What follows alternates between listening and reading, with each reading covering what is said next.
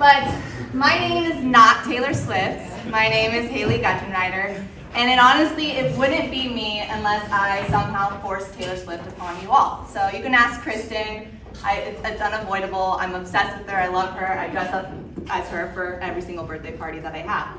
But are you guys ready for this? I'm going to tell you my time to shine through Taylor Swift song titles. So we're going to start with The Best Day, which was just coincidentally the day that I was born. So I was born March 5th. You can see that is my baby photo. I came out as a towhead from the womb. I was born in Kansas City, and I was raised there with my family. I have two older brothers, Tyler and Cooper, my mom, Lori, who was a school teacher, and my dad, everybody called him Dick the Dentist. And then I'm the youngest of the family, and that's me. I love my brothers. My admiration for them is bigger than the whole sky. We have this inseparable bond, and it wasn't always like that. To be honest, since day one, I copied everything that they did. I was extremely annoying, but as I got older, they realized how cool I was, and now they're two of my best friends. My mom is the king of my heart, or should I say queen? I don't know, but she truly reigns.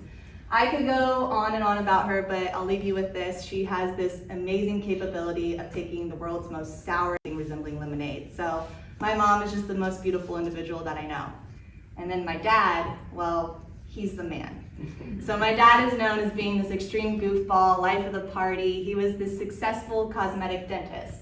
And through his practice, at an early age of 40, he started to experience some really bad back pain, which is not uncommon for a dentist. If you think about it, they're leaned over all the time, they have horrible posture. But one of my dad's buddies in the medical field just said, hey Dick, let's just get an ultrasound, get a scan, make sure everything checks out. That's when everything had changed. That back pain turned out to be stage 4 liver cancer. He was diagnosed with terminal cancer at 42, and he was told that he had 6 months left to live. I can remember the day that I got off the bus and I came home, and my mom sat me down with my dad, and they set me down separately because I was younger than my two older brothers. And they tried to explain death to me in the concept of pulling out these old photo albums and just explaining to me that in about 6 months, Dad's no longer going to be in our photos. So in September of '98, I gave my dad my last kiss. It was extremely difficult growing up without my father because for every young girl, I think a father is probably her first love. It felt like death by 1,000 cuts, but I knew I wanted to do something with my life that would make him proud.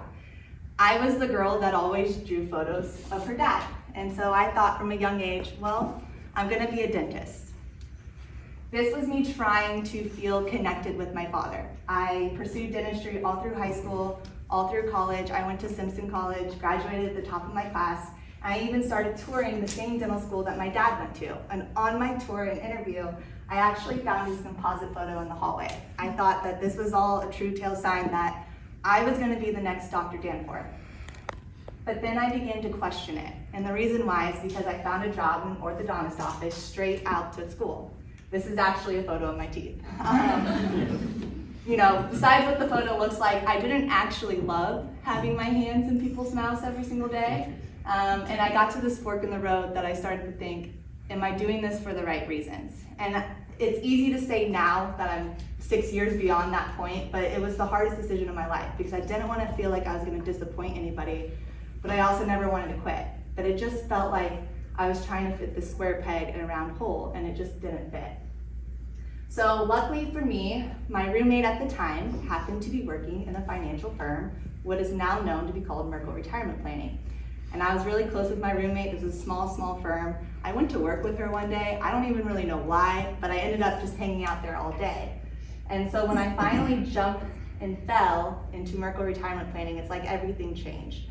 I went to work with her that day and I realized I really love retirement planning. I can't explain it, but there's a lot of similarities between that and dentistry. It's a family office. You get to help people do a scary transition through life like retirement. It's very scary when your paycheck goes away and now you're left to live off the resources that you have. But it's also just super rewarding because it's very relational, which is what I found was most appealing about dentistry. So I traded DDS for CFP and I earned my CFP certification this year.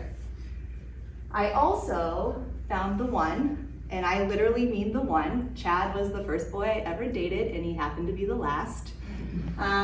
Chad, it was not love at first sight for me. I always consider him, or say that he was a slow burn. He was my friend first, and then he was just always there. And one day I woke up and I realized I was on fire for this guy. So we dated for 5 years. In October of 2020, we said forever and always. We now live in the Urbandale, Waukee, West Des Moines city limits make no sense, but we built a house out there and we have our dog Mozzie, who is our baby. Most of our days are spent arguing over whether or not Mozzie will represent the Raiders or the Chiefs. To me, it's a no-brainer this year. Clearly, the Raiders are not even worthwhile to have a jersey on. But never in my wildest dreams did I ever imagine my life would end up here. I truly had a plan since I was 7 years old to be a dentist, to take over my dad's family practice, to remain in Kansas City, and now I'm here, a retirement planner, married, live in Iowa, and I absolutely love it. But long story short, I'm gonna take a page out of my mom's playbook. When the world throws you a sour lemon, you just gotta make something resembling lemonade. My lemonade did not happen to be dentistry, it happened to be retirement planning, and I absolutely love it. And I smile because when I look back at my life, I realize I didn't need dentistry to connect to my dad. This entire time, I've been tied to him by an invisible string that has led me straight to here.